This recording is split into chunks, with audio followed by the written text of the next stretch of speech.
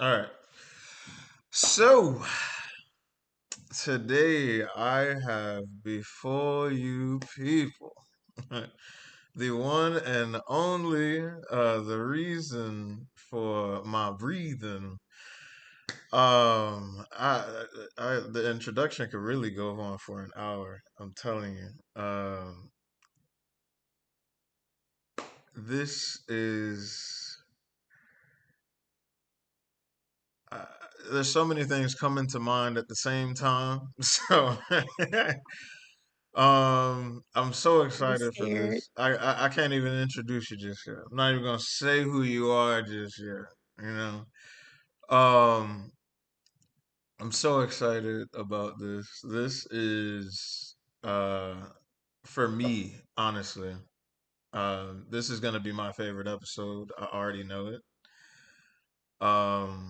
So whoever does not enjoy, I am gonna love this. But I think everyone is going to love this.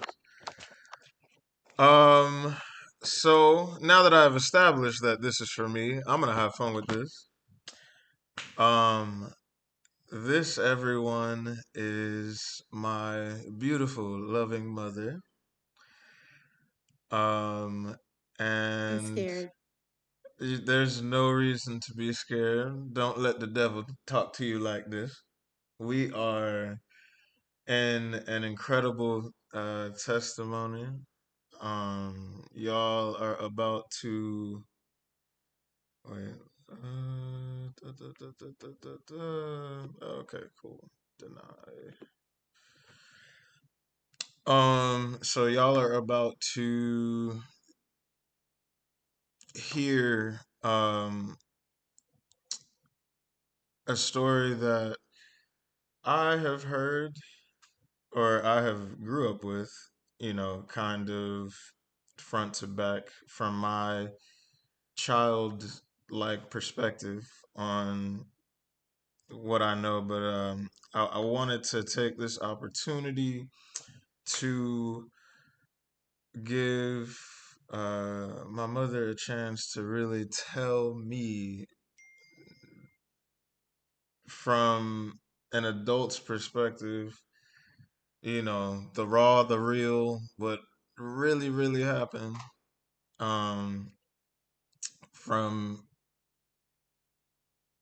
where she is from and where she is now are two extremely different places. And I you know, you can try to fight me on this if you want to, but I truly do not believe there's anyone uh I am more prouder than of her. So to know the top to bottom is one thing. I'm gonna try to come from a perspective of people that don't know you, um, so that we can kind of get a good feel for this. So, really, the subject today has to be no excuses. Has to be no excuses. Um, but I'm not gonna do the usual on how we talk about why there should be no excuses. Of course, it's self-explanatory. The difference is not more so we saying I can't for something, but more so like really recognizing what you're doing or what you're saying when you know you want to do something.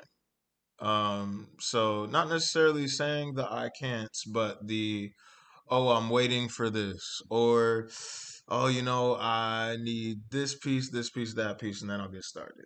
Oh, I need this to line up perfectly, and then I can do this. Um, a lot of the times we try to prepare for something when if we would have started it 5 years beforehand,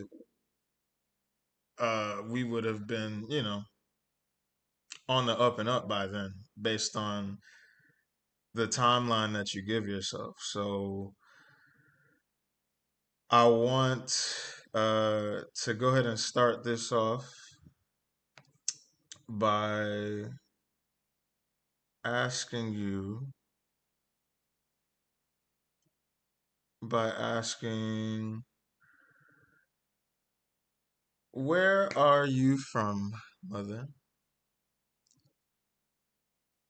I am from Cabrini Green, one of And the most um, notorious projects in Chicago, one of the most dangerous projects in Chicago. Um, it doesn't exist anymore, but that's where I'm from. okay, so how long do you remember living there as a child? Ooh, I'd say a good.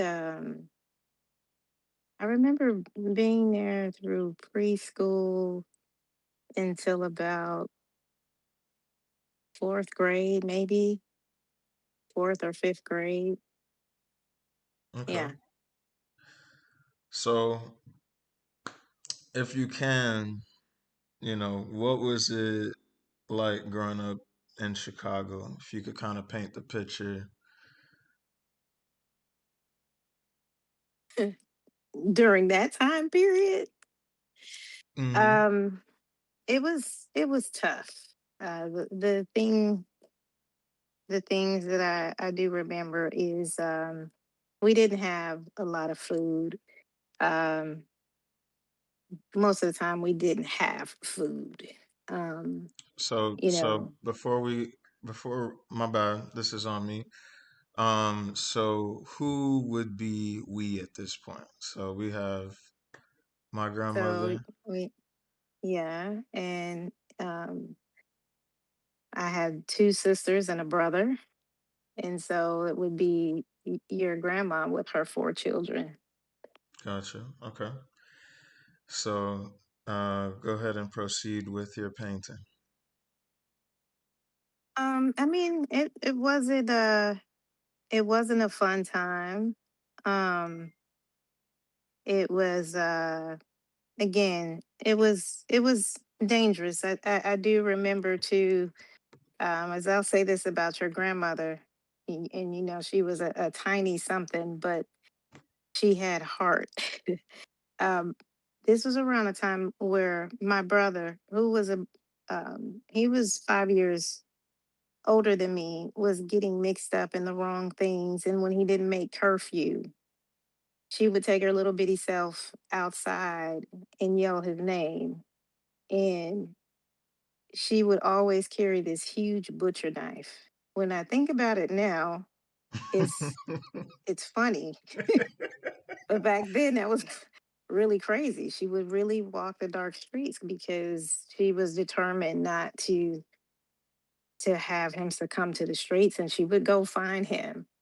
She would go find him at night. I do remember a lot of that. So it was a hard time. It was Mind you, my grandmother was a good 5 foot tall, 80 4'11". pounds her whole life. She was man, 4'11". She wasn't 5 feet. Little tiny, feisty something. Yeah, not scared of nothing. Anything, Nothing. right? Appreciate it, So I Grams. mean, Mimi said hi. Brittany's here. I So that is where we're coming up from. Um, what were as you started to kind of move out of that, what were some of the experiences that I would say kind of exposed you to more in life? What kind of started your curiosity on like what would it mean to kind of get out of here or to just be somewhere good, stable, peaceful? so I think the the craziest part about it is my dad. My dad was, he himself had been someone who had been out in the streets. He knew what the hustle was. He knew all of that, but he also was someone who was determined to change his life. And um, he worked for the EPA, the Environmental Protection Agency.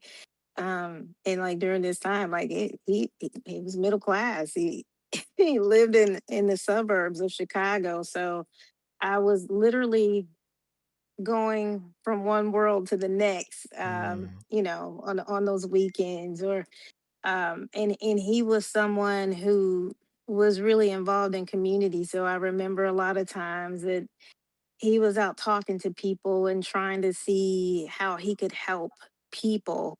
Um, and you know, it was quite interesting to be, and you have to go home, and you're going home to the struggle. And then when you're picked up by your dad, you're going to the suburbs, and you're experiencing something very different. So I would say that exposure to something more absolutely came through my dad.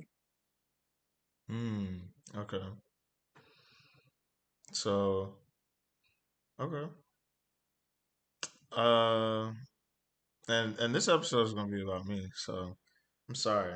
But I'm gonna just say everything that comes to my head on what these stories are gonna illuminate for me. How did your mom and dad meet? In the projects, um, he used to be a security guard for the projects, and that's how they met. Not at Cabrini, but I think the village. We used to refer to the village. That was kind of like West Side South Loop. That's how he met her, and he pursued her. So it's my understanding how they met. Hmm. Okay. Gotcha. So from you going with your dad, kind of helped you see things on the other side that was a little bit more because we didn't have uh, the internet to show us that there was more.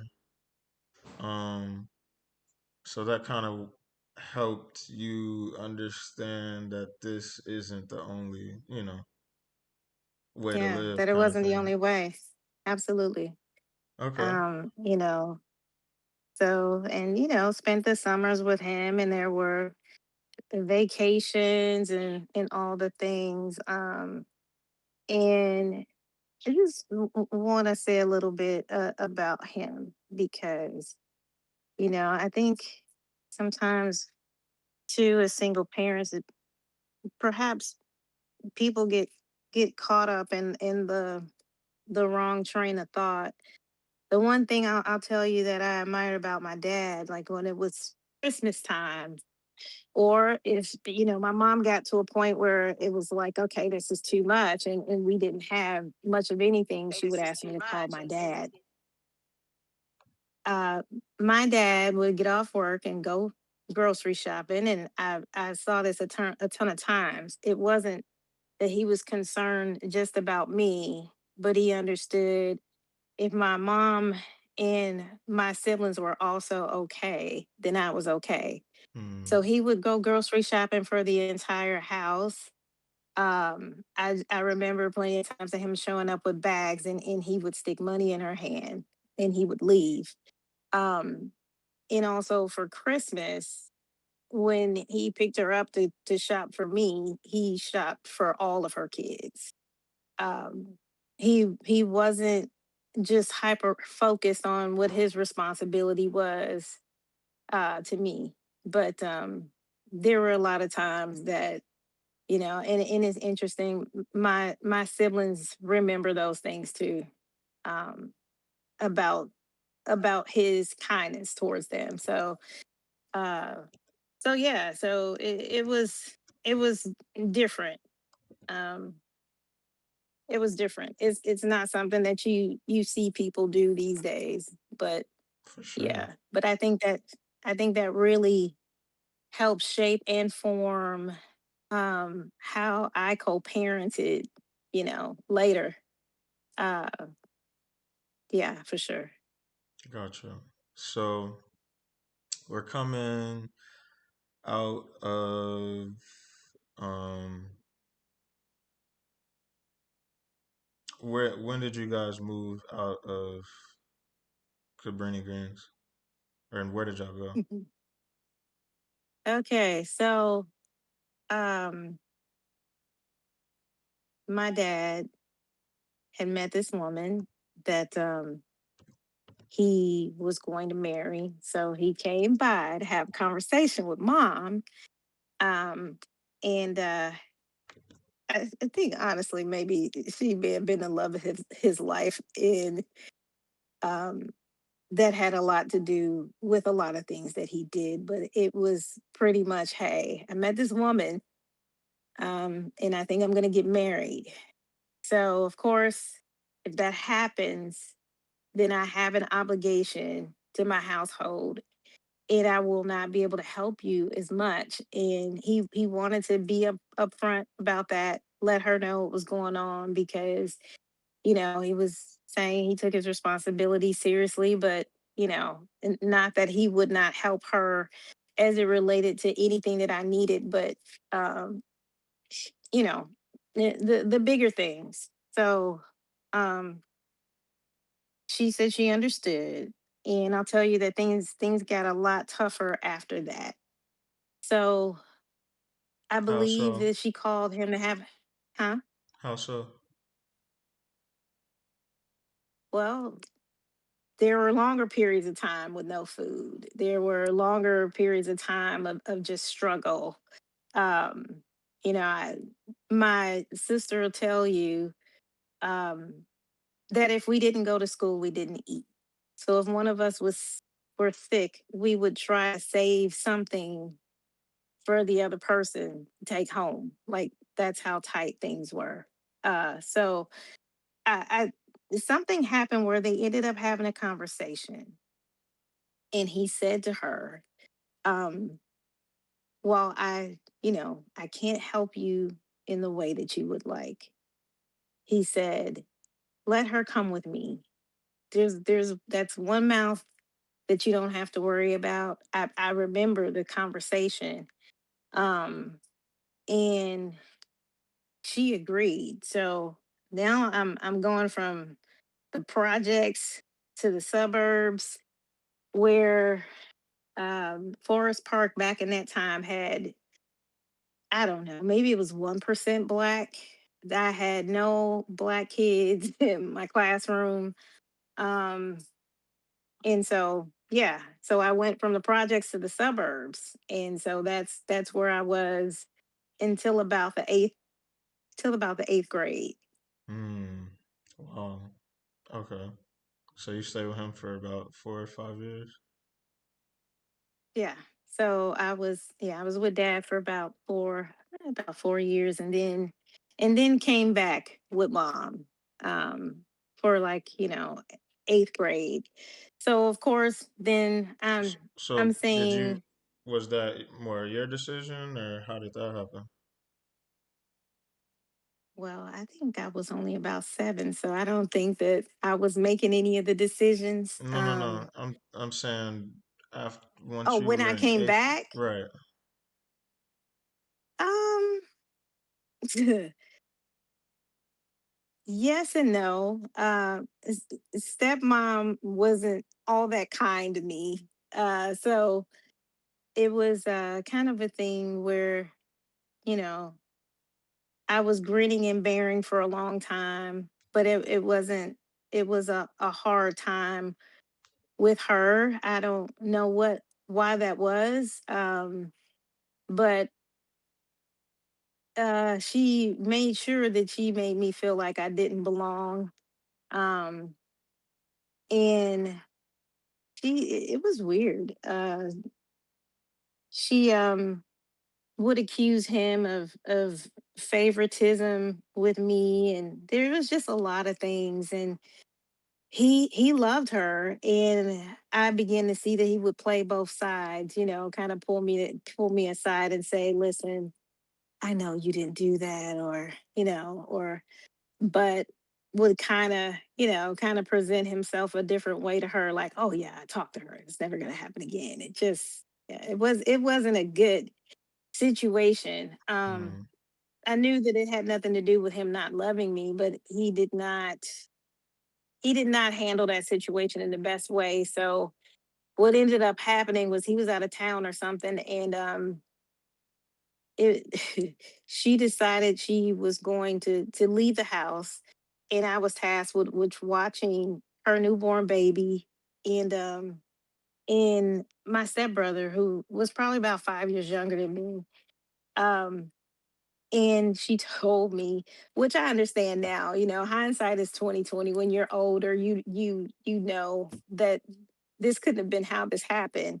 And she wasn't taking her keys, and I better not fall asleep, and she would be back. So I remember kind of making sure that I was being responsible, and I had the kids in, closer to the door, the living room area. I mean, because this woman, she had the fear of everything in me. So anyway, I woke up in the morning. She had they were clearing the table. She made nothing for me, and she said, "Yeah, get up. You're in trouble. I couldn't get in last night." She told me she had to get the fire department, all the things. I was grounded for a month, which none of these things I understood. So then I called your little grandma, and it was over. mm, mm. You can just about imagine how that all worked out. Yeah. Because So your grandma and her sister showed up, so that was it. Um, yeah, not much else to so say I for that. Okay. Yeah, Yeah. And you was back at it again. Okay. So and I was back in the hood. but you was probably, I mean, at that point you was probably happy to just be loved. Oh man, yeah, that was a really hard time, a really hard time. But yeah, yeah, Hmm. and Okay. things were much better for mom. Mom wasn't in not quite in Cabrini, but we were kind of down the street, but a better situation. Um, Than by this before. time, yeah, yeah, there was more structure, there was more everything. So things were better. Yeah.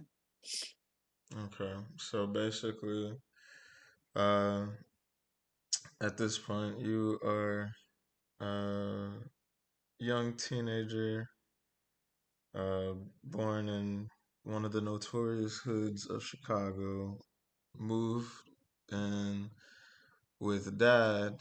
Uh, so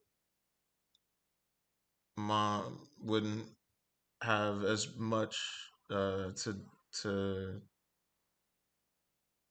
with things going on, and then came back after stepmom got to be doing too much of things. So The um most. okay, so we're catching up now. We are a young teenager, and you're starting high school. Hmm. Um, so bring me into that. Where is your mind now? What's starting to happen? Mm. Um, so from being in the suburbs and all of that, I talk different, right?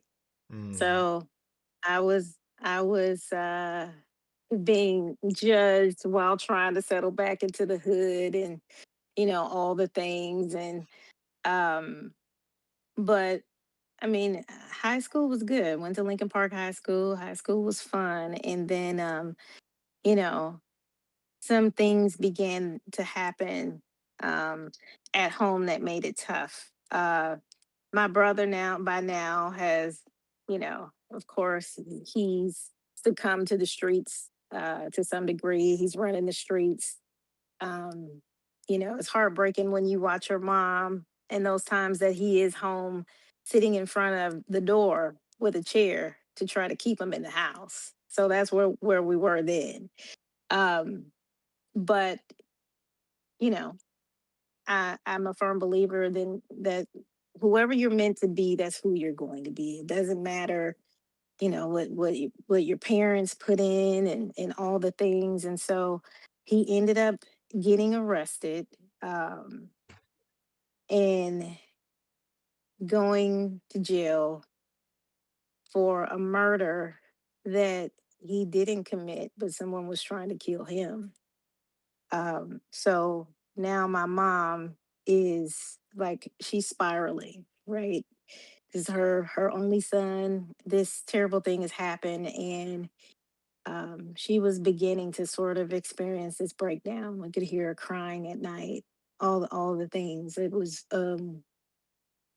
a tough time for her. It was a tough time for all of us because by this time, oldest sisters moved out. It's me and Brandy, watching her go through the motions, all the things.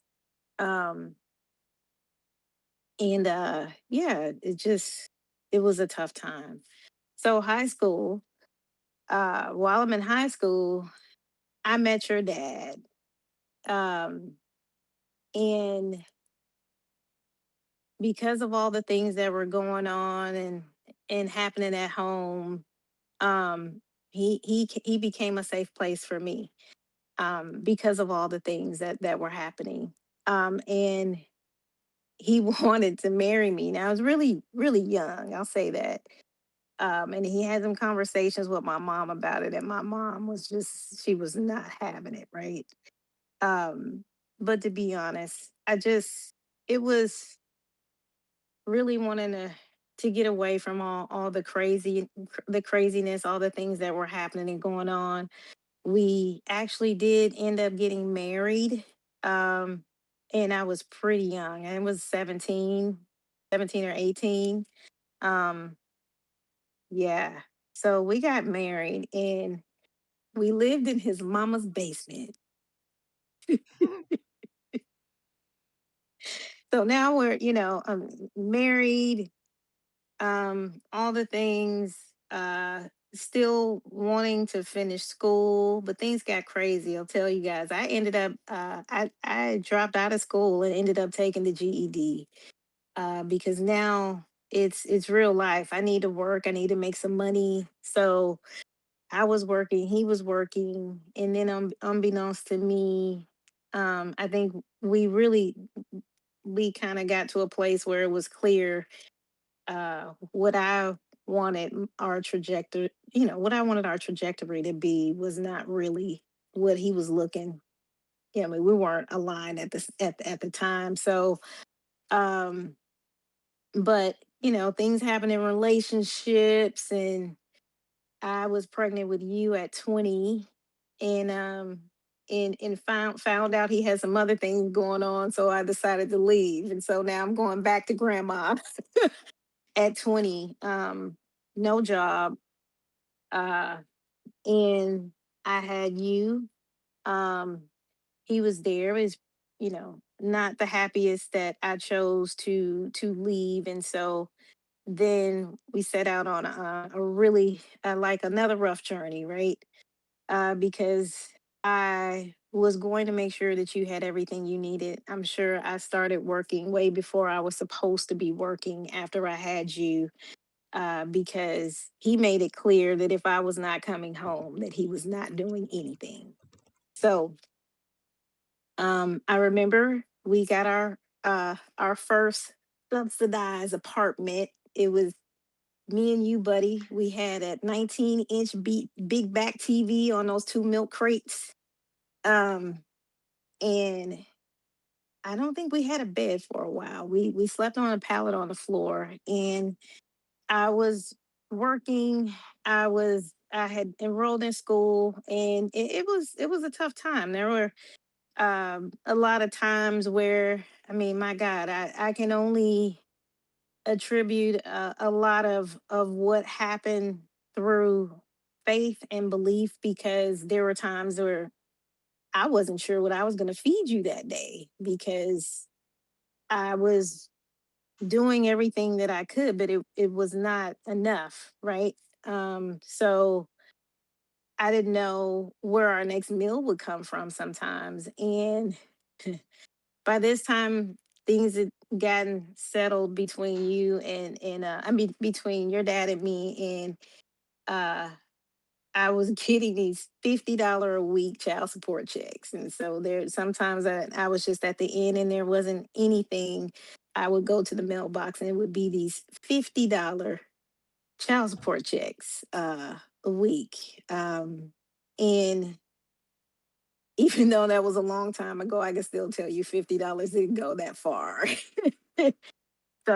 So yeah, the most important thing for me was you, and I was gonna always make sure that you were good. So yeah, there were days that I fed you and I didn't eat, but I knew that there had to be another way. So um, I I turned up the hunger. I turned up the everything. I there were times I was working 2 to 3 jobs and I was still going to school because I was, there had to be something more, right?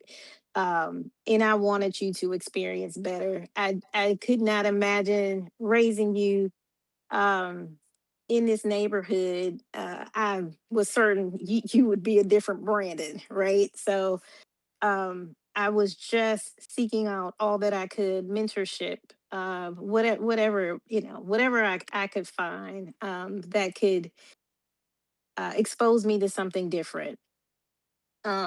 So interestingly enough, I mean, I was working at a commercial bank. I was working at another bank. Gosh, that was two, yeah. And I was working at a law firm where I met Daddy Lee and Grandma Deb. So I was doing that, going to school, um, and while I was working at the commercial bank, this guy started coming in, um, So, and it started. so really quick before we get into that chapter, we're about 30 minutes in, so I want to make sure that everyone is caught up on what's going on. Oh man, I love uh, all the little details that I honestly haven't even heard before. So um, my guy Grams is expressing that in the comment or in the chat, saying amazing mother with openness. We appreciate the vulnerability. Oh yeah. Um, so to catch everyone up, this is my one and only mother. Um, the topic today is no excuses, and she is. I mean, it really should pretty much be her middle name. So I wanted to not only have fun with this episode for learning the full story as an adult, raw, live and direct, as real as it gets, now that she can say it exactly how she wants to say it. Um, but with knowing the story as a child, it's it's it's already baffling to know from where she came from to where she is now. So uh, to catch everyone up, she uh, was born and grew up in one of the most notorious projects in Chicago that they literally had to tear down, um, pretty much for the good of the city. At about 7 or 8, um, due to some help that her mom needed, my grandmother, um, my mom's dad, my grandfather, took my mom in the suburbs of Chicago, which kind of helped open up my mom's eyes on, you know, there being a little bit more to life, there being a little bit more peace to where you live and what you can do. And then issues with stepmom resulted, well, stepmom just not necessarily liking that my mom was not, you know, really hers, led to my mom going back to my grandmother in a different project now, and then starting high school. So basically, ended up meeting my father, having me uh, realizing they weren't really on the same path at the time. Um, and she ended up moving into subsidiary housing with me, with the multiple jobs she was working to try to make it all work.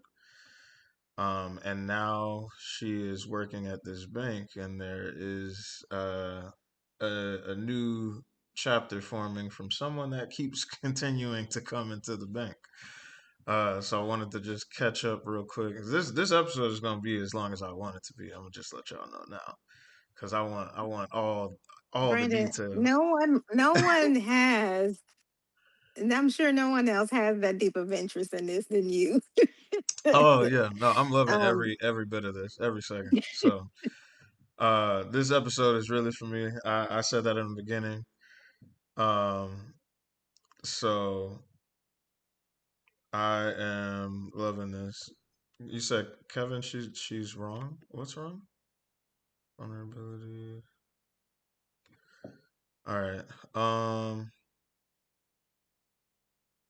Oh, Emily is here. All right. So, Hi, Emily. oh, I got a blanket.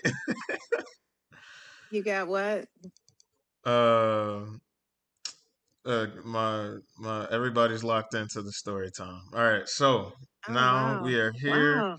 We Man. are three jobs in, and one of those jobs is at a Oh, bank. man. And Yeah, who's coming commercial into the brain. bank? First, before I get into that, I need to say this. I would really like to pay homage to the, the women in the neighborhoods that really cared about, you know, their people.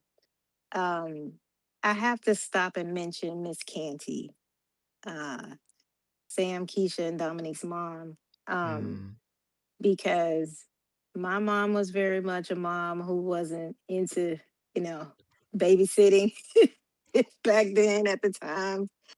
Um, and their mom, Mrs. Beatrice Canty, not only now, what, was where in the timeline are we at? When did you meet her? we're still at the subsidized housing now. I grew up and was friends with her kids, all of that, and now I have you, and she sees me trying, and she knows that I need some support. uh and I mean, because I'm sure people were wondering, where were you? And I'm working like these 2 3 jobs, and I'm going to school. Mm, um if it were not for Mrs. Canty, my God, she loved you like you belonged to them. She loved you. um there were times that I was tired and I was weepy because I'm getting out of school late, all the things, and I would come to her house to get you. And she would just touch me on the shoulder and say, "He's fine. He's okay. He's sleeping. Just let him stay. He'll be back at 7 o'clock in the morning. You don't have to wake him up. You don't have to." And I'm wow. sorry, I'm getting emotional because I would cry about that, being so tired sometimes, or um wondering if how you were feeling, like if you were like, where is my mama? You know what's crazy about you saying that is, I think because I was so young, I can't. I know who you're talking about, of course, but I can't really remember certain separate things or things that we did. Yeah. Um, but what I do know, every time you say her name, I get a very nice, warm feeling. Like I remember how I felt. So it's like Oh man, they it's loved you. They loved you. You were kind of being raised with her granddaughter Ashley at the time, and I don't know if anyone on this call is familiar with Dominique Canty, who played for the WNBA for some time, but Dominique was a force in college, and when even when they were going to Dominique's games, sometimes they would take you. She wanted to take you. She was really attached to you, so you would go to games and go to some of Dominique's games and all the things. But yeah, like that woman had my back. They really, the whole family just loved you. And that was a blessing. That was really a blessing because if we're not for this wonderful woman in the neighborhood, I wouldn't have been able to work and kind of better myself and do the things that I was doing at the time. So just had to talk about Miss Canty. Had to give quick her a shout plug out, in there. definitely needed. Yeah, that's right. For sure. Okay, so this guy starts coming in our branch, and it got pretty ridiculous. He would come in. At first, it started like a once a week, and then you could tell because I was working the teller line that he was kind of waiting. So he was trying to get me at the window. So I didn't pick up on this at first. So he's coming in and it got pretty ridiculous where he starts coming every other day, even if he was putting like $5 or $10 in the bank. He probably was taking it out the the ATM and putting it right back in when I think about it. So he started coming with roses. I'm And sorry. Go ahead. I was like, oh my God, this guy is creepy. Like I'm hiding in the back and then he's asking for me and he starts bringing roses, and I'll never forget this really kind lady. She was a personal banker, and she pulled me to the side and she said, "He really seems like a sweet guy.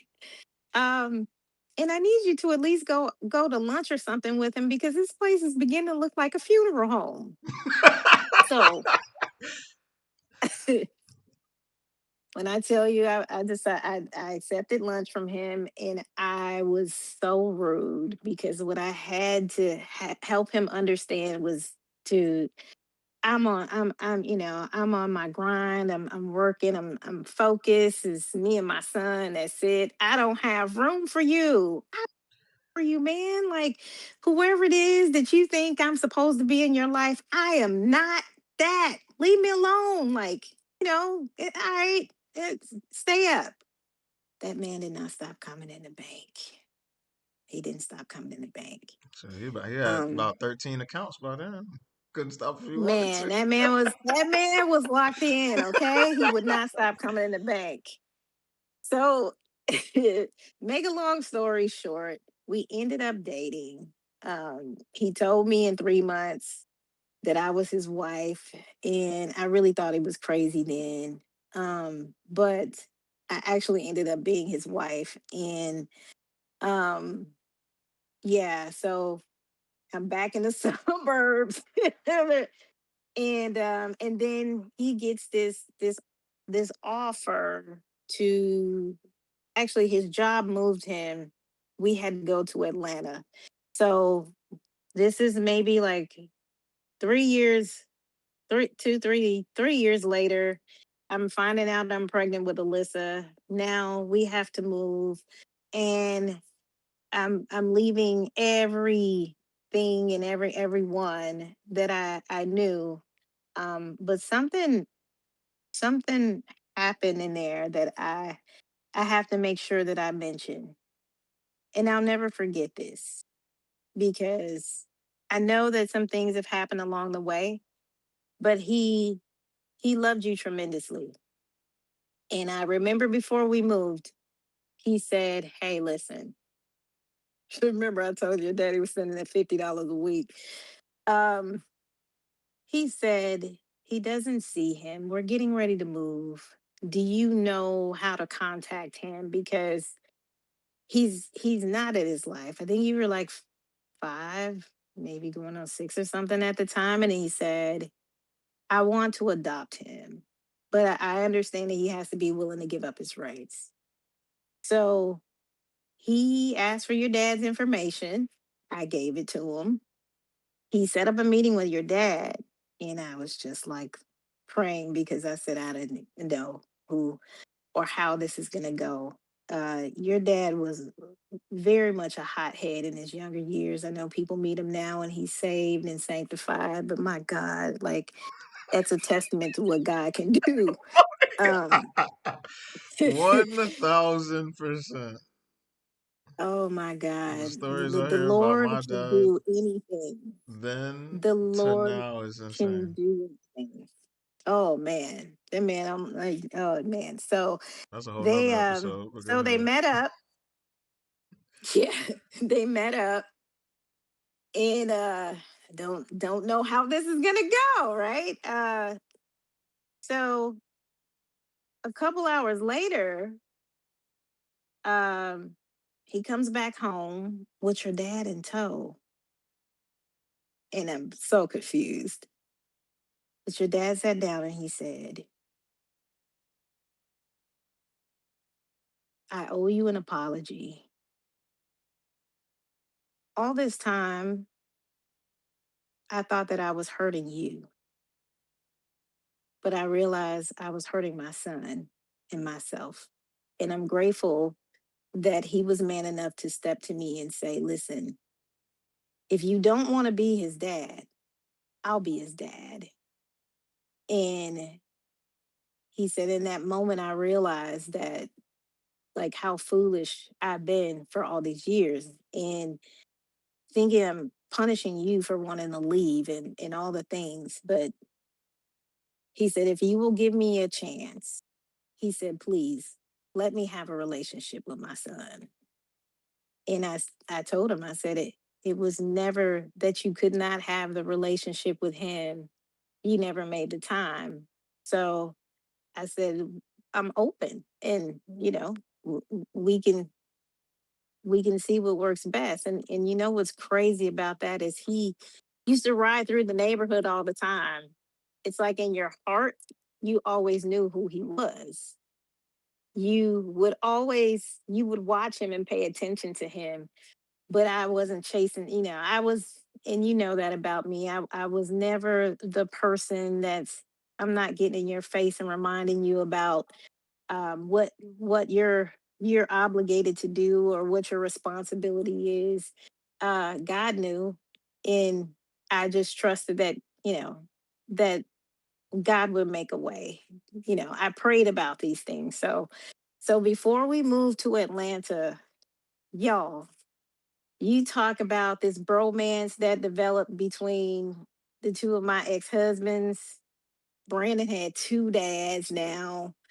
Um, his dad's coming around. His dad, Brandon and I actually flew to Atlanta. The two dads drove all the furnishings to Atlanta together on a truck. Like, I mean, he was Brandon had the best of both worlds then at the time, right? Um, So much so I and didn't of course, even I wasn't even I didn't even I was about 7 at the time, so but I do vividly remember and this is just a quick interjection of how great it was, but um uh Alyssa's dad, Joel, the guy that came to the bank all those times was really that guy. Like I will say that for sure. He was really that guy. Like I he made it a point when he had no reason to at all. To really be there then. Um and it was so bad because as a kid I don't realize what's what. So I know at that point I know who my like biological dad is, and I do vividly remember something where we were having a conversation, and I said something so crazy, um, where I was like, uh, "Am I gonna be going with my real dad or my fake dad?" And he was Yeah. standing there. Yeah, you were definitely that kid that Yeah, always he was made yeah. standing there washing You called dishes. him your I oh, called him my dang. fake dad, and I don't remember him saying anything, turning around, anything. I don't. But I know.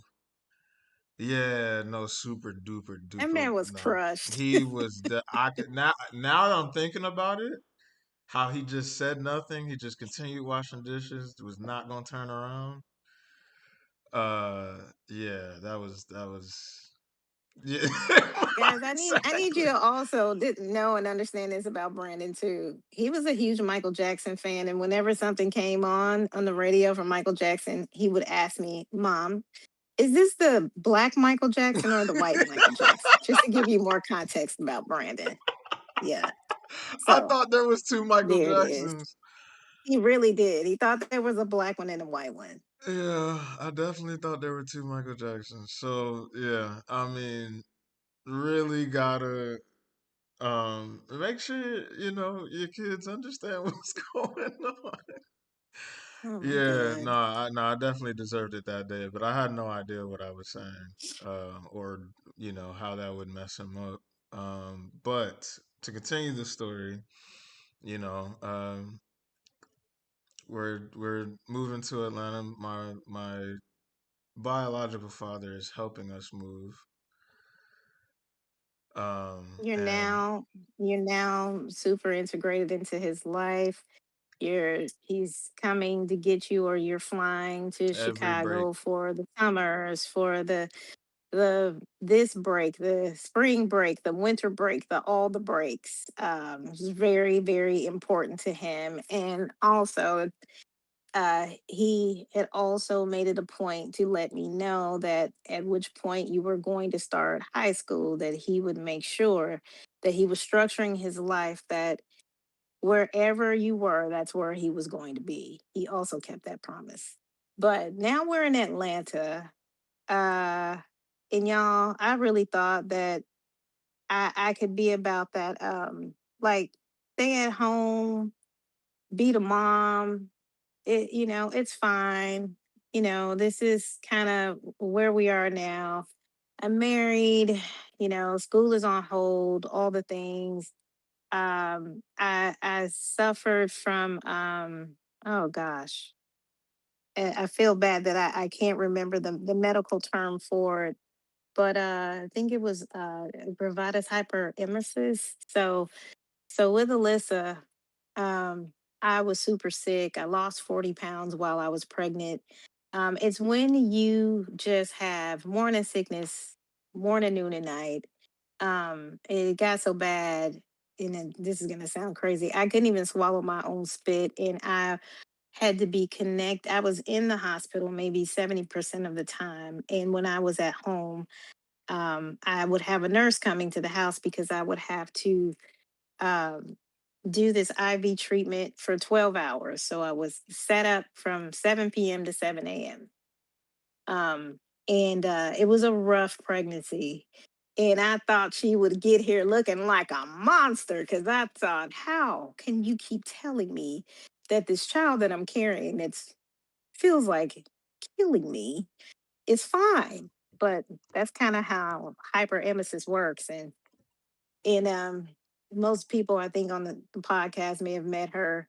She's fine, but I lost 40 pounds. not It only was it was was she rough. fine, God be the glory, she was a little premature as well. But also, Yeah, she was. My two to twins this babies. day, got to be, yeah, nah, I'm not even going. Yeah, one of the most beautiful babies I've ever seen. Oh, Brandon was so smitten with her until she realized that. or she took it upon herself to, you know, be the be that one thing in his life that, yeah, her primary mission in life was to aggravate Brandon for a long time. As soon as she started Anyway, talking, she started snitching, and that's where my dreams of being the niggas, greatest big brother were halted in their tracks. man, she could snitch like nobody's business, but that's enough about Alyssa. So so I'm like, okay, this is great. I can get into this stay at home mom thing. I was making breakfast. I was making lunch. He'd come home for lunch. I was making like 5-course dinners. People would be trying to follow him home because they would be wondering, what is your wife cooking today? So She was like doing that all too. the things. Yeah, like my kids didn't like McDonald's and Pizza Hut. Like that's how much I cooked. And then sometimes, I'd have them in the car and it's like, "What's for dinner?" I say, "How about McDonald's?" And they'll say, "Oh man." So I did this for like 7, 8 months, and I'm just like, I can't do this. This is not who I am. I don't want to be a stay-at-home mom. And I felt bad about it, but we talked about it and he said, okay, then let's find a good daycare. And we did. I signed up with some temp agencies to see where how I could transfer that banking, all the banking experience that I had from the past. And I ended up landing this job at Philips Consumer Electronics in Atlanta. But it was strange. It was a temp assignment. I think most everyone was going on vacation or something, and they needed someone for 2 weeks. And so I took this temp assignment and literally had to figure out most of what was going on. It was in their HR department in the comp and benefits area. And so toward the end of the assignment, I left these notes on everything that I did while I was there. Some things that were pending that they might need to follow up on, things of that nature. And I remember getting a call from the temp agency, and they were like, "Oh my God, these people think you're great. They want you to come in and interview so that you can be, I think it was an HR representative or something like that at the time." And so I did that. And I got the job in this comp and ben department.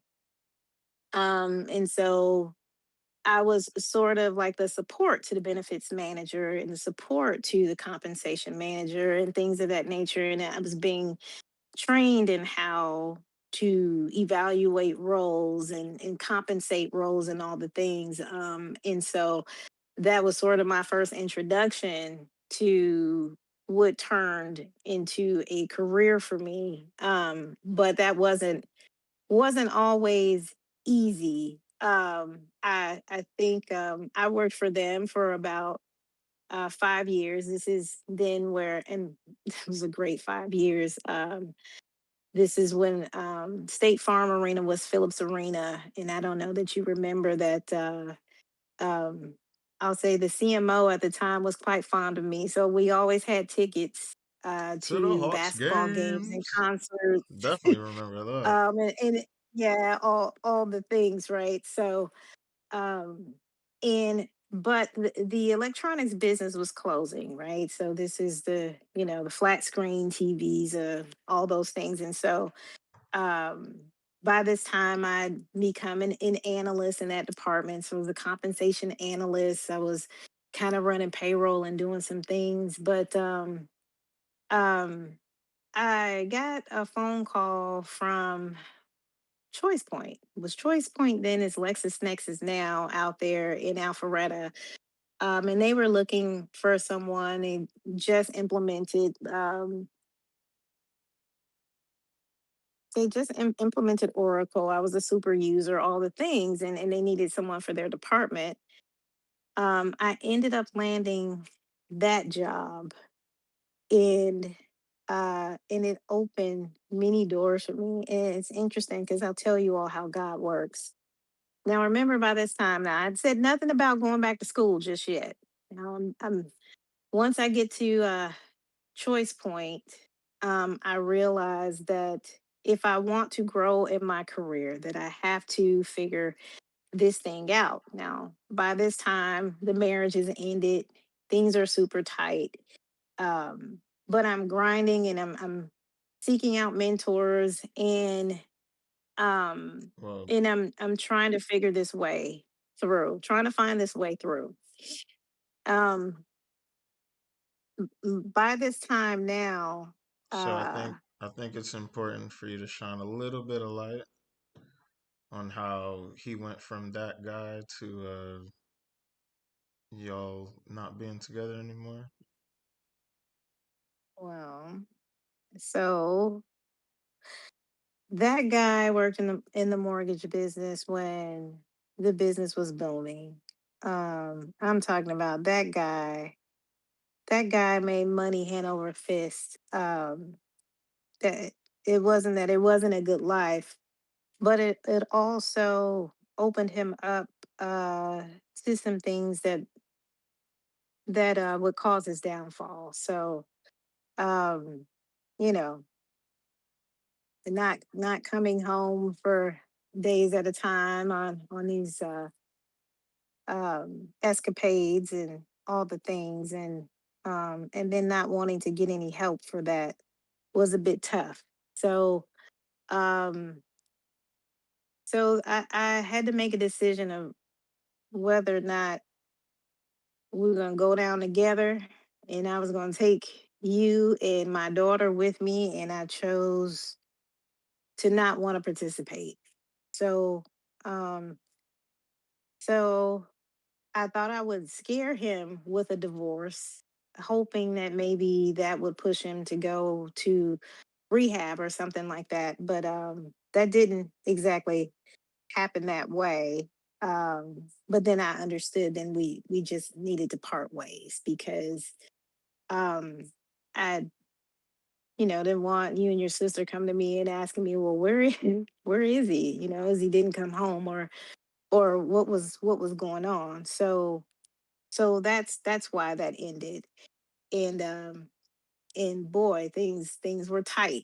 They were tight. But I had some wonderful folks in my corner who made sure that I was okay. Grandma Mel, for one, um, was was really stepping in to I mean, it was hard. There were times where, yeah, I could. I mean, because my thing was, I don't care what's going on. I'm never going back to subsidize or food stamps or whatever. And sure, there were times I couldn't pay my gas bill that was like $35, but I would call Grandma Mel and she would pay that gas bill. I would have all the other bills paid. I was making sure that you all were fed, but yeah, there were times where I couldn't pay all my bills. I know what the struggle is. I know what it's like. So so At the time, yeah, didn't have a going back. bunch of apps to manage things easier. So I vividly remember, um, you know, mail that you didn't open, and we had the house phone that a lot of people called, trying Oh to yeah, figure out where the money was, and I, I got trained on just oh hanging up yeah, the phone when they asked for you. yeah. It wasn't a fun time. Yeah, but Because in all it's real. transparency, and all in full transparency, during the marriage, this is why you need to be careful. Um, and use wisdom when you decide that you are going to combine your life with someone else. He made the money, but I had the credit, right? So most everything was in my name. And again, he wasn't happy about the breakup. So, I wasn't that person that, oh, well, that's in my name and it's mine. And I felt like as long as, you're going to be responsible, and he said he would, hey, keep that truck, keep whatever that was. But then what happened was this addiction was beginning to take over, and I have no idea how he was finessing these folks by not paying some of these bills for like 3, 4 months, and then by the time they get to me, things are like super behind by 5, 6 months. So that wasn't a fun time. carrying the burden of that debt and trying to figure out how to get out of it. So yeah, so then I was bankrupt because I couldn't lose some of the things that I had to make sure I can move forward and still take care of you and your sister. And I had to file bankruptcy. Yeah. I don't know if you knew I was bankrupt before. So because everything was in my name and then all these bills and stuff are coming, and there was no way that I could handle these bills. So did that, but also decided to get back in school. But I was also really, really um refocusing on God. And this is when you may remember we were at church 2, 3 days a week, and then you're getting, I think you're not quite in high school yet, but yeah. So we this is I try to do all the things right, right? I was only buying music from Walmart. Then wasn't playing beats and cuss words, and trying to make sure that I was setting the right foundation for all of you, and well, for the two of you, in prayer, and you know was constant in all the things. So I So, remember so at Choice Point, um we had this opportunity. They had asked me to do a study to make sure that they were paying the group correctly.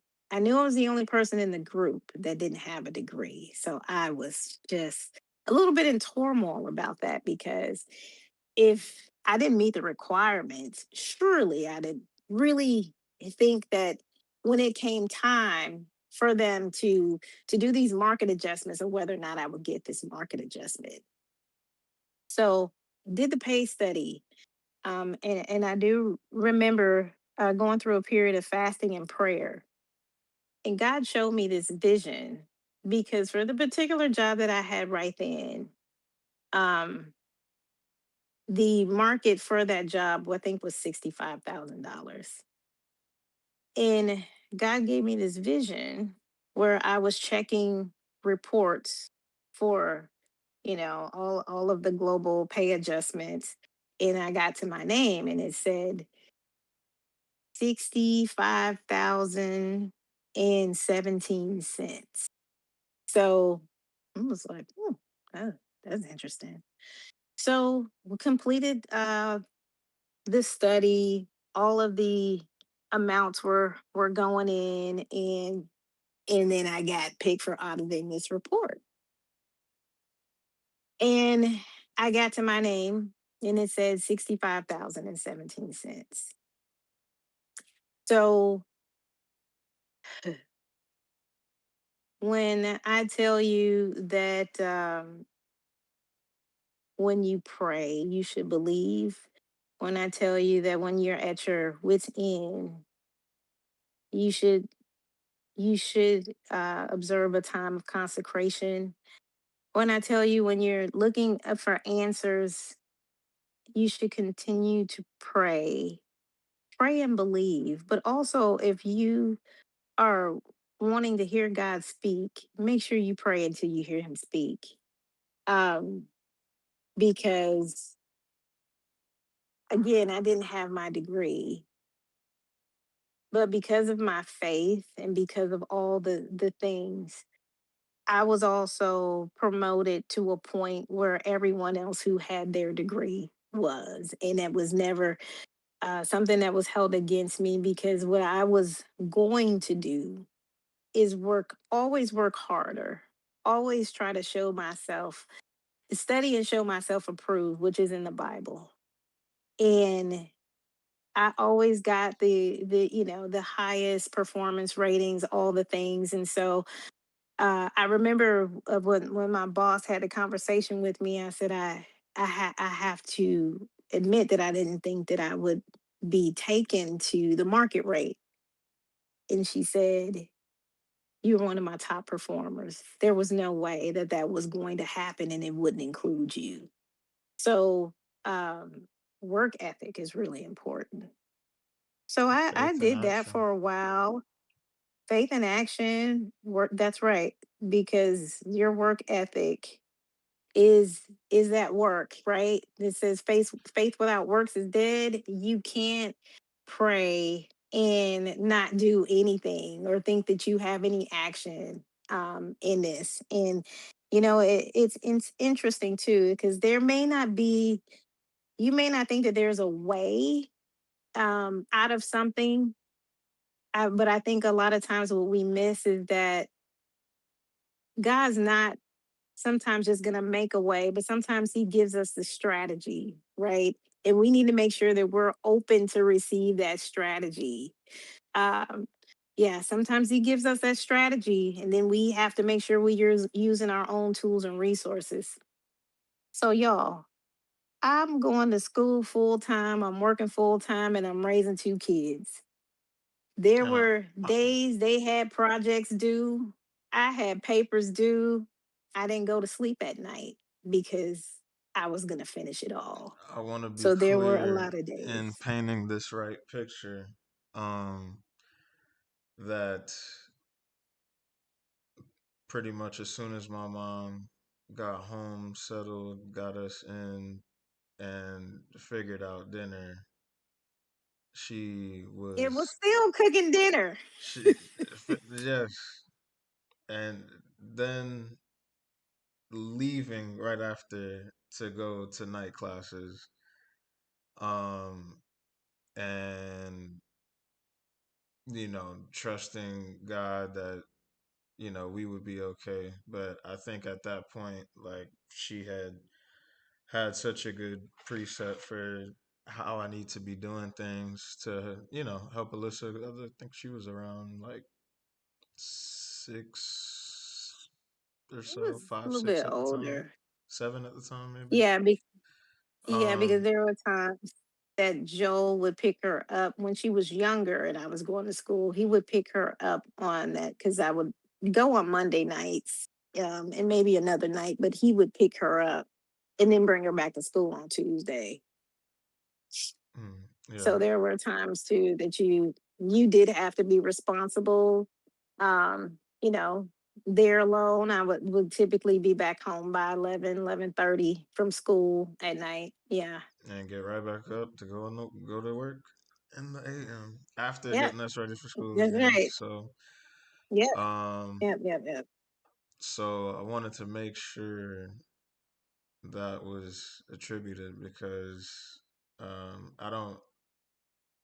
I say that to say like I didn't even realize firsthand until I was an adult how crazy that seeing that work ethic uh, was just wild to me. I just knew, you had to do what you had to do. I didn't really know the You didn't know moms had superpowers. exactly, exactly. So Being a mom is a superpower, yeah, man. the cape was on hard. So going back into what you were saying, I just wanted to make sure that was stressed on how things were going, what I remember for that. So you're going to school. I'm going to school. I managed to stay on the dean's list. Um, I remember when I graduated, and by this time, guys, I'm in my, like, I don't know, 30. But I didn't think I was your age when I finally finished my degree. Hmm. So, I, again, remember, this was the high school dropout who now had divorced, two kids, um, but now finished her degree. And then in the meantime, I was also seeking out certifications, right, that had to do with my profession. So um, it was a lot. There was a lot going on, and I do remember times where I feel so bad because Alyssa would be so upset because it would be Parents' Day to come for lunch, and I worked so far away. That drive from Alpharetta and then trying to get to East Valley, I just couldn't do it. And I always wondered if she was going to end up in therapy about me because I couldn't make it to the parent lunches or the you gave me more grace. She was more like, yeah, such and such mom was there. This person's dad came and no one was there for me, So um yeah, I did not want to ever be a reason why either one of you were in therapy. I certainly did the best I could. So now I've finished my degree. By this time, I'm sort of at a senior level in my career. I spent some time at some great companies, but I tell you, you have to be mindful of of networking and the people that you meet. Um, For your growth. I realized that yeah, I was making a name for myself in that Atlanta space of like compensation professionals. Um, and I met some great people along the way. So people would call me and say things like, "Hey, I'm looking to fill this role, and I've been talking to folks, and a lot of people mention your name." That it has always also been a prayer of mine that that my name would be mentioned in rooms that I wasn't in amongst great men. So um, that happened for me a lot. I'll tell you that every single role that I got came through sort of a they called me situation. So it wasn't easy to climb the ranks because also, I know that although Atlanta is sort of the black mecca, um, when I was getting it now, we have quite a few women that are kind of in total rewards now. But when I was kind of the only black person that I would see taking these certification classes, and not a whole lot of women at first. And although again, Atlanta's the black mecca, I still had been in rooms where I may have a seat at the table, but no one heard me. Right. So I'm not gonna sit here and sugarcoat it and make it sound like it was sort of an easy time. But um I got to a place because as you begin to climb sort of these management levels, got to a place where I was at a director level in Atlanta.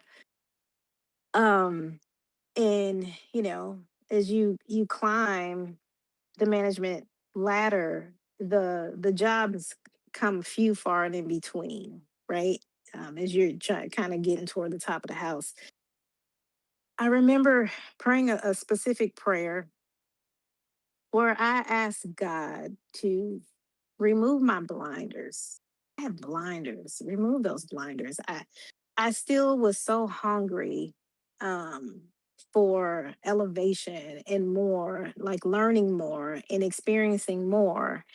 And I told him, I said, I'm not tied to people, places, or things. Really wanting to experience all all all that he had for me. And it's interesting. Then I get this call from this place in California I had never heard of. Who is this? Who are these people? What it turns out this company is the company that makes Ugg boots, the Teva hiking sandals in Hoka. I wanna Before I, anyone knew who Hoka or Hoka performance shoes was. I wanna make sure to paint the right picture here. This is after um you've made this name for yourself, where this these positions and people seeking you out has had you all around the world in terms of uh, And naturally, truly, by this time I'm certified. By this time I have my MBA. I still don't know how I did that with y'all, but I got my MBA and was getting you through some of your toughest high school years. And remember, I put you in that program, and you thought that I did it because I hated you. Oh my god. I there was really a period of time that my focus was on me, you, and your sister for about 3 years. I wasn't willing to date. I wasn't willing to. It was. I need to make sure that these kids get the best start. What can I expose them to? Whatever it was that you all were interested in, I was gonna find a way for you to experience that to see if you like that. It's not the kind of support I kind of had as a kid, but I thought that that would be the best way for you all to be well rounded. And then if you tried it and you didn't like it, then that's fine. So For I sure. No, really all that exposure definitely tried made to a do huge all of that. difference. Um, Yeah. so So yeah, now to your we're point, yeah, so there was a lot that happened in between. yeah. So I didn't want to. I want to make sure that the influence at this point was there because now uh, you have been to almost every continent for what you were doing, and then you're getting the call from California now. Yeah. Oh, you're mentioning the job that I had right before that, where I was seeing the world really. Um, so I get this call from California. Like, what is this company? Who are these people? Um, and it's like God has a funny sense of humor. I said I know I said a lot of things. Um, but okay, so I remember having a conversation with you and your sister. Um, your life was getting ready to change. You had a baby on the way. Um, she was getting ready to go to college. And I said, hey, I don't know that any of this stuff is going to work out. I don't have a clue. But what's important to me is how the two of you feel about it. And I said, before I take any more steps in this, I needed to know if I had your blessing, and I needed to know if I had her blessing. And y'all said, go, get out of here. It's fine. I did feel a little Mm. slighted at You've first. It's like, do they sacrificed love enough. me? But yeah, yeah, that's exactly what you said to me. You have sacrificed enough. If this is the next step for you, you should go and do this. Um, and so the company flew Wadi and I out, and we were like, this is a joke. Nobody lives in a place like this. This is like fake reality. These people just go to the beach and they're so like, these people are so relaxed. Like, this is not real life. No way. Like, this is like a vacation town. Nobody does this. So we went out there. It's like I didn't hear anything for a little while. And then I ended up getting a job. And it was like, oh, man. So get to California, but we had some interesting conversations because I had an opportunity to speak to that CEO. And my thing was, please do not invite me to the party if you're not going to ask me to dance. I've had enough seat at tables where I've not been heard. I'm a Hmm. double minority. Santa Barbara was 1%. They said 2% black. And Wadi and I were convinced that we were the 2% once we got there. But it was a culture shock. No, seriously. People were peeking through the curtains, watching the black couple move into I mean, we experienced a lot of racial bias, and people walk up to you and they don't really ask you your name, but it's, where did you go to school? And I'm like, hi, I'm Samara. How are you? Like, it was like a whole nother world. But I'll tell you what, not only did they invite me to the party, they asked me to dance. I'll never forget Dave Powers, who has since retired last year, as being CEO of that company, of this company I still work for. Um, they gave me the white space to grow as a professional. Um, I would say in 2 to 3 years, I was went from being a director to a senior director and then a vice president. Um, and I've watched this company grow. We are twice the size we were when I joined 6 years ago. Um, I They expanded my scope within the last year. Well, I was over all of global compensation and came all of global benefits and now global mobility. Um, and I do remember in times of prayer, but also what was really important to me while I was in school was creating my plan. And in my plan and in my trajectory, it was always to be a vice president of Total Rewards. And glory be to God uh, that my title right now is vice president of Global Total Rewards. Um, but my trajectory, I'm here to let anybody know that if they think they're too old, you're never too old. You're looking at someone who was a high school dropout, went back to school, got my bachelor's and my master's in my 30s. I raised 2 kids while doing it all and hope that they felt every bit of love and commitment that I had to them while doing it because I had to make some tough calls sometimes, right?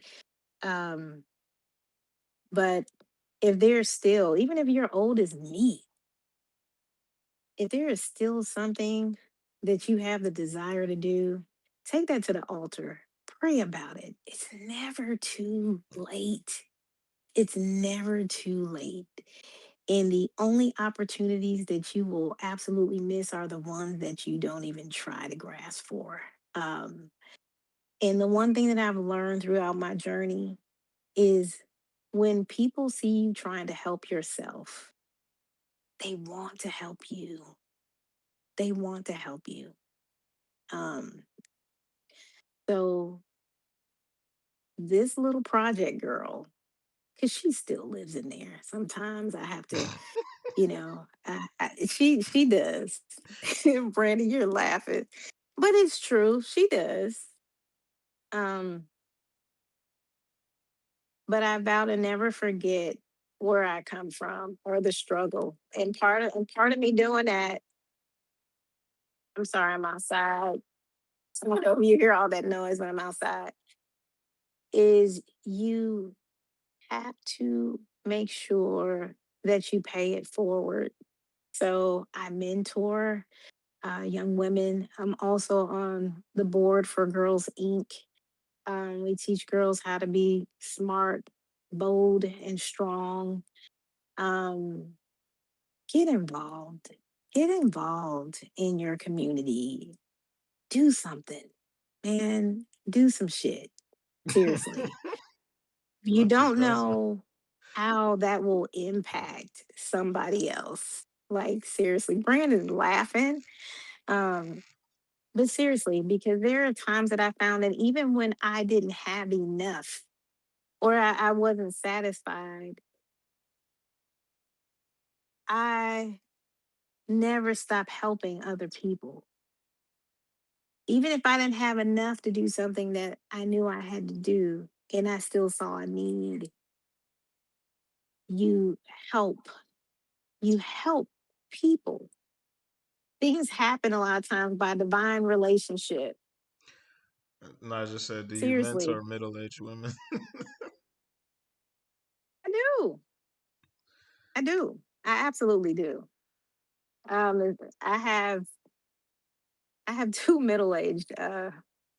mentees, as a matter of fact. Um, I am an executive sponsor for a Black Employee Resource Group at my job. And there are a lot of people that, they want to have conversations with me when they're thinking about a career pivot or something to that nature. But um, I'm always willing to lend an ear and advice if it's something that I have some experience with, because I've always been blessed in that people have made themselves available to me. So, um, yeah, I'll keep it real with you. I never imagined that little project girl who was looking at a refrigerator and didn't have any food um, would be here, but God, right? Um, but God. So that's my story. Brandon, I don't know if you have any other questions from me. I hope I didn't bore your audience at all. Um, but yeah, that's that's that's my story. Beautiful. So before we get off, and I see Alyssa here. She said it's not about being qualified, but following your calling. So Absolutely. that is a huge thing that my father actually taught me uh, towards 18, 19, when the smallest example of just doing work applications. And he had asked me like, are you well, how why are you still without a job? What's going on? Mhm. And Mhm. I was like, I don't know. I've been doing all these applications. Ain't nobody calling me. He was like, okay. So did you go see anybody yet? And I was like, what do you mean see somebody? I did the application. I'm waiting on the call. What are you talking about? No, you have applied to all these different places. It is time to put your boots on. And I don't care if you have That's to right. walk. I don't care if you have to bike. That's right. Uh, if you can figure Ooh, out, baby, you in that bike. man, You in that bike. man, Boy, that bike taught you character, everything. heart. What? Oh Yeah, my God, you in that bike. that's a whole nother episode. But that I don't know why that one thing where he had me really go up and start talking to these different managers and places. Mhm. Um, the bike next week. You know what? Um, Yeah, I have to stop you and say this too. It's interesting. And this is a true statistic. Women do not apply to roles unless they think that they check off every single requirement of that role. hmm, A man most likely get ahead because he's like, well, I got half of it. He's going to submit that and see application what and, happens. and see what happens. Hmm. And you know, one of the things I've learned from looking at executive women and things of that nature is also women are afraid to ask at times and negotiate. So my thing was, oh my God, I think with your sister, I created a negotiating monster. Hmm. That For one right there, everything. she is not taking no No be for an but answer. no, not ever. For And anything. I don't like when she switched that back to me when she wants to put that on me, um but that's why I've always, challenge you all in some of your decisions that you make, because you cannot be afraid to ask.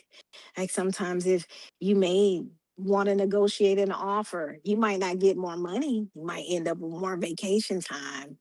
Women are afraid to ask. Don't be afraid to ask.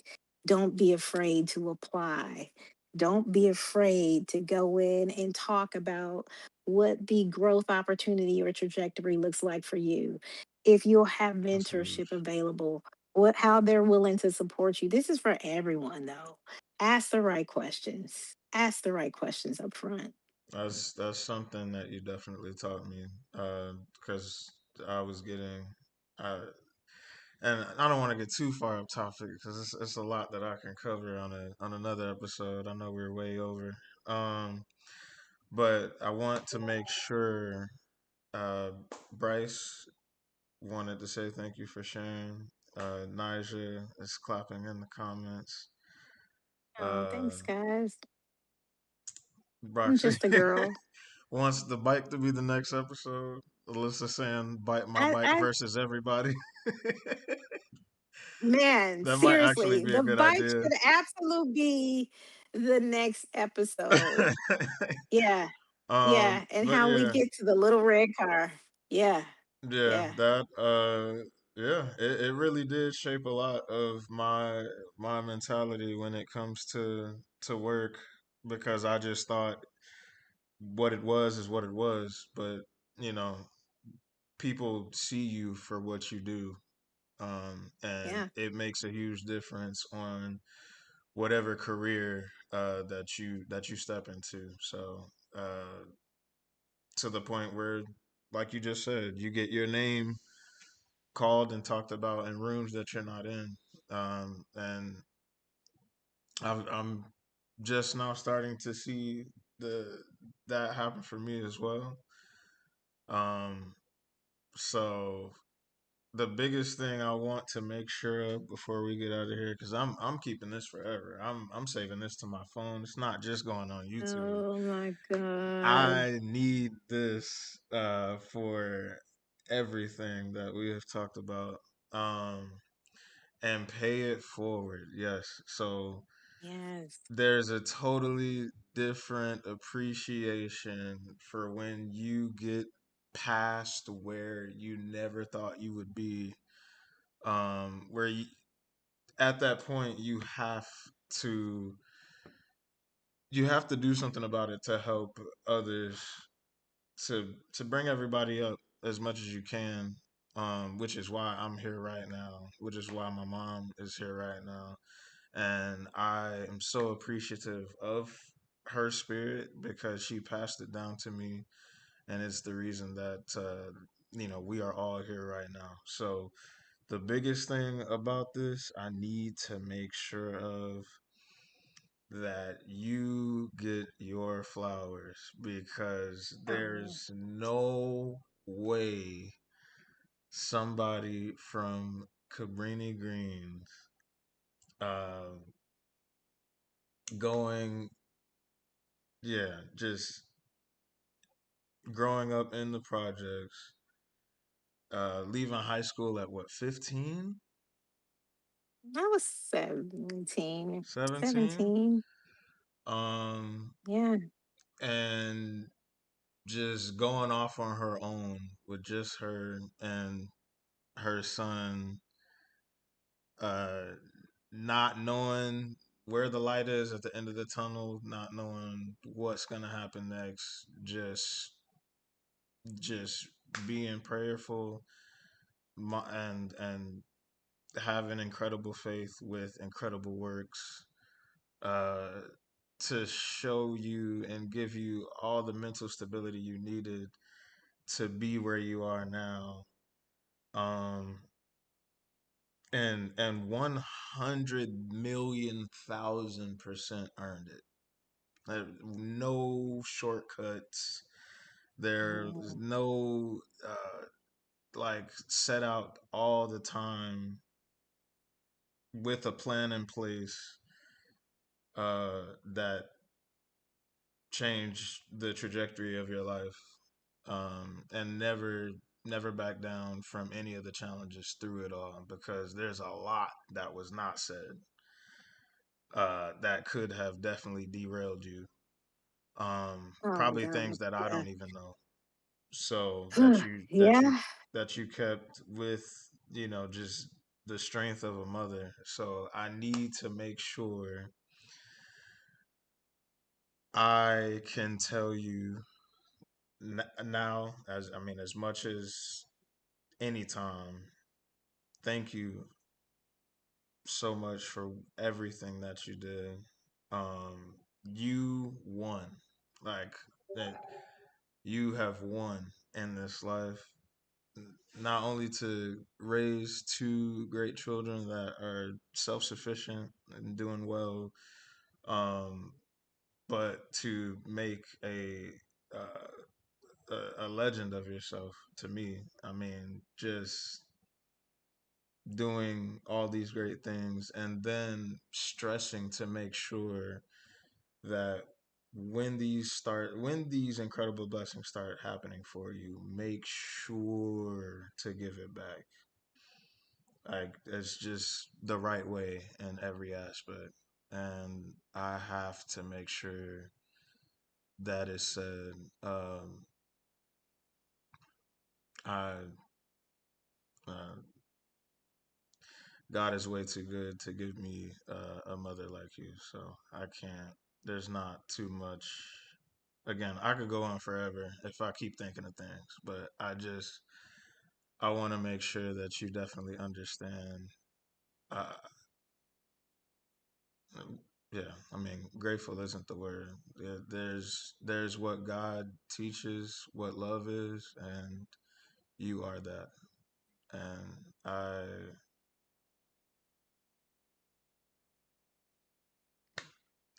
there's not much. There's so much to say and not much to say at the same time. It's just a crazy place of appreciation um, that I'm coming from, and I Did you trick me? I can't. I like you just how you can't as your son. First of all, you can't hear this story without feeling feeling something. But as your son,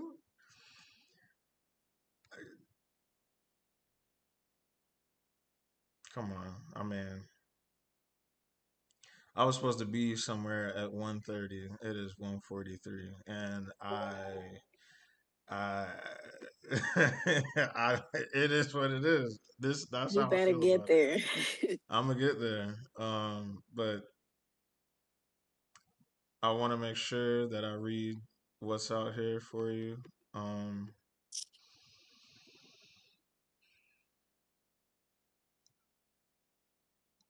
um, Naja said, absolutely love this episode. Great woman on a great journey.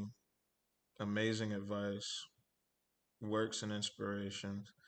Love you, Samama, Samama. Thank you, Nisha. Chrissy said he favors me, and you are, and my mom is living proof. And yes, all of the prayers from from my mom is definitely a huge testament and testimony. Um, and then a couple teasers about you crying, but it's all to be as real as Oh real my as it gets. goodness. Um, To I wish I could God say be the more to glory. help describe. I need some vocabulary training or something. I wish I could say more to really describe it the way that I feel it. But at this point there is not a way for You've me to said really enough. say it. But I am so grateful and appreciative of my God given mother. It's amazing. So I thought it was very important to make sure uh as soon as I thought about this that this could be the episode.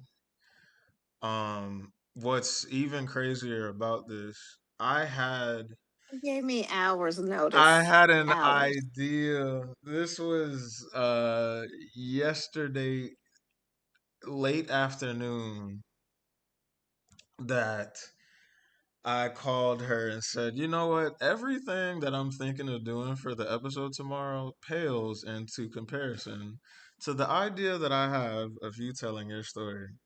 Can you please tell your story with no preparation, no day in advance, no nothing, no timelines, notes, anything? Yeah, let's make this Discord, and we're gonna do this episode tomorrow. And I said nobody wants to hear my story. nah, I don't. It, look, I think everybody enjoyed that. I think everybody was locked into Oh that. man. I think everyone is thankful to hear it. So do not downplay what you have done. Um, embrace it and love what you said. Just like where you came from and where you are now is an incredible reminder of how good God is and Yes, indeed. what happens put when you strap your boots on with some faith. Um, Yeah. so And when you're acting on that faith, it doesn't matter. People will think you're crazy. Oh man, man. Mhm. oh, so I talk about They this with Jamil what? all the time. The Oh, delusional practices. oh. Everybody People are like, thinks that why what would you're you go doing to when you're in the works California? of grinding it out is so Mm-hmm. ridiculous until it starts paying Yeah. off. Yes. Yes. Man, Yes.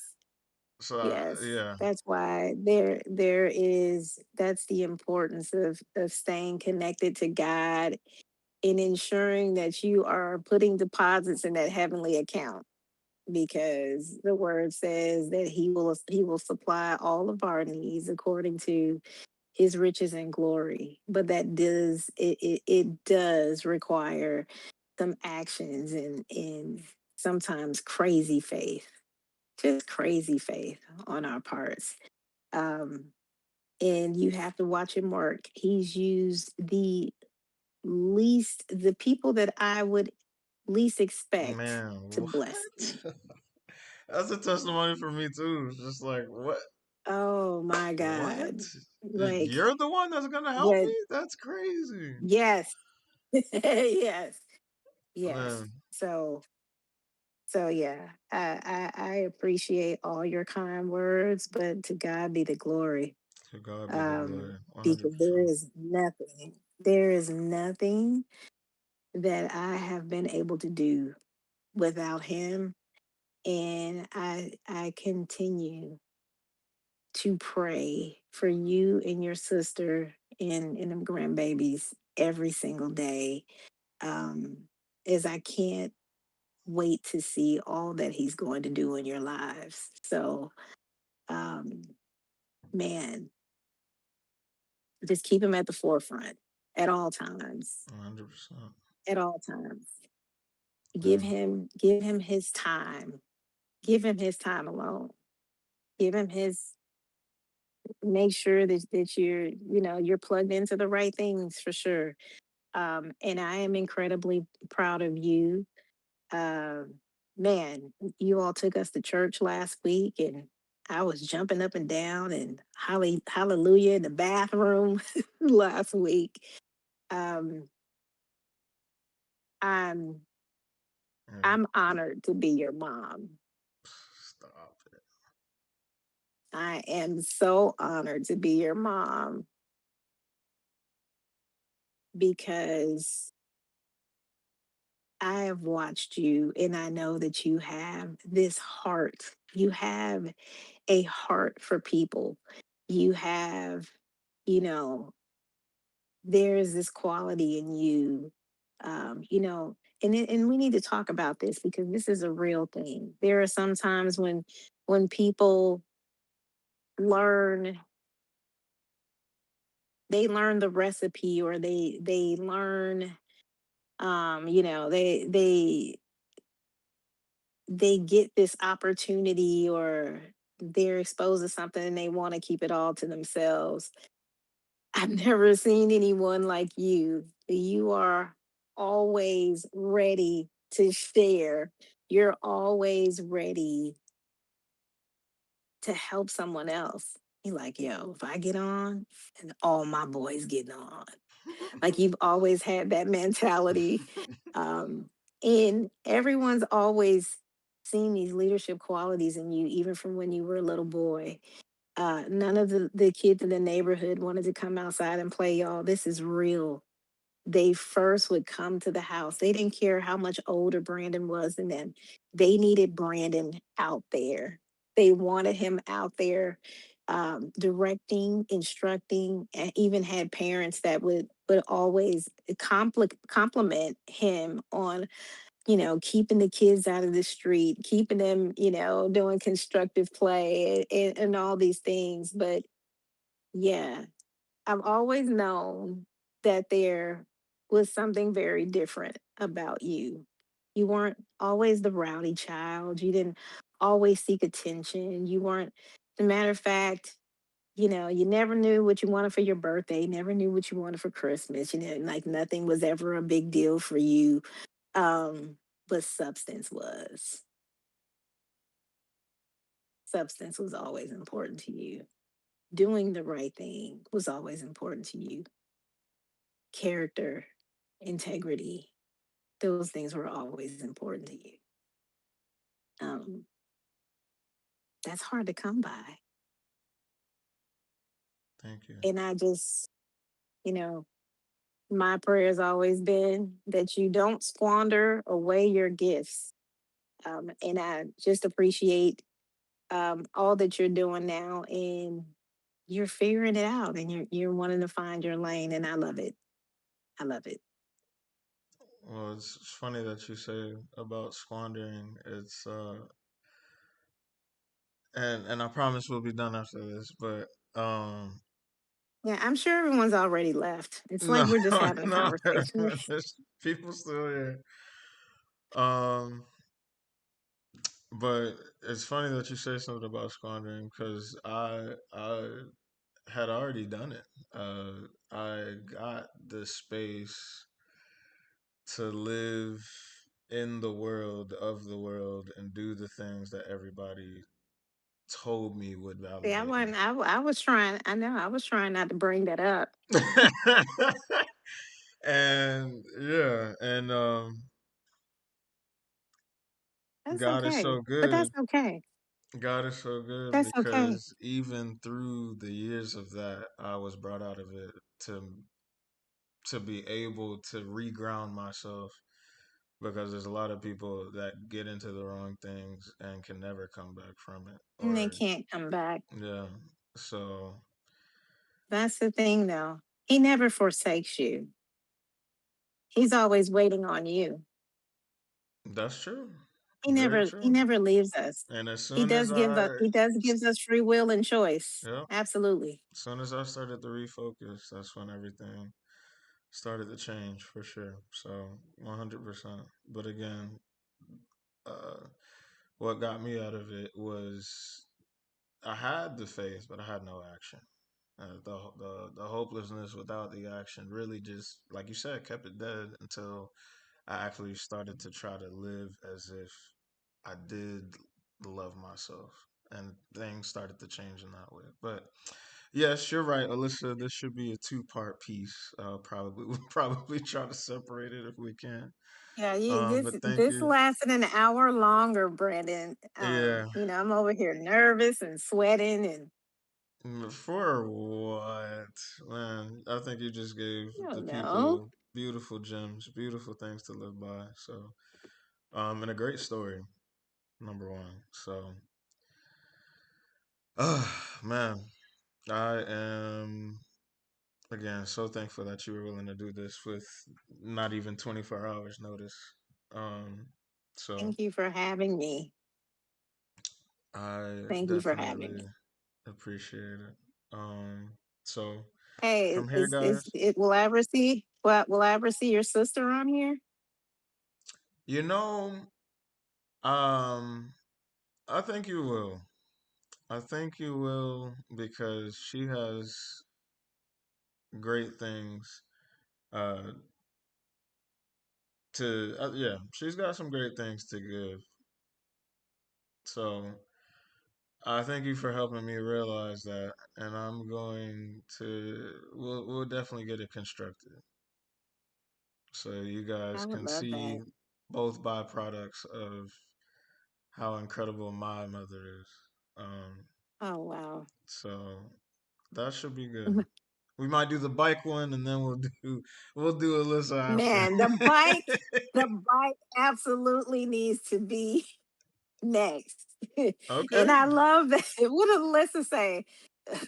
Me and my bike against, what did Uh, she say? Against the world? my bike versus me and my bike versus everybody. Yes, pretty much. Yeah, yeah. We've done there's been some unconventional parenting along the way, but it worked. You know, y'all don't come with instructions. 100%. Um, but yeah, yeah, So, all love. yes. So yes, Chrissy, thank you. When y'all started to give me that hope of there being reasons with this, I didn't have much to provide outside of just helping people get, affiliate, and but that's the biggest reason why I had the one, what was it? I forget what it's even called. The one reward point for the prayer on my stream, and I still have that there. So anybody that needs to use it or wants to use it, um, can definitely do so. I do not mind changing, stopping the episode to make sure that whatever you want to be prayed for can be. So Mm. I wanted to make sure that that was the case. Outside of that, I think everybody that was here to hear this, I knew that it was gonna be good. Um, it's okay. So Bryce, redeem. Um, so I'm just go right into it. Dear God, thank you for just an incredible opportunity to even be able to do this. Thank you for giving me this platform to help any and everyone that's with me in my community right now. I pray again that we can find a way to push this to uh, levels that are unimaginable to help as many people as possible, with finding you, finding the right mindset, getting rid of those mental blocks, getting rid of those excuses, being examples to show, to help, to mentor, um, and then also making sure that along the way we have the right mentality on how to handle things, for things to go all the right ways, for us to have discernment on, um, every way to do this the right way. And Bryce, I want to specifically pray for you, to keep you as uplifting as you always are, and as positive as you always are, as great of a friend as you have been to me, as you always are, through everything, that you're going through. I pray that you find, uh, everything that you need through the government shutdown. I'm also here for whatever I can help with. Um, and I definitely want to make sure that we got your back. Um, but yes, thank you, Lord, for everything that you continue to do for us. And we are gonna end it up with that. Amen. Um, Touch and agree. I'm gonna go and celebrate Brittany's brother's birthday tomorrow. So shout out to Khalid, and we Shout will out, end Khalid. it Happy with that. birthday. All right, y'all. Thank you all for Have a spending a good couple one. hours with us. Have a good one. Bye. Weezy out.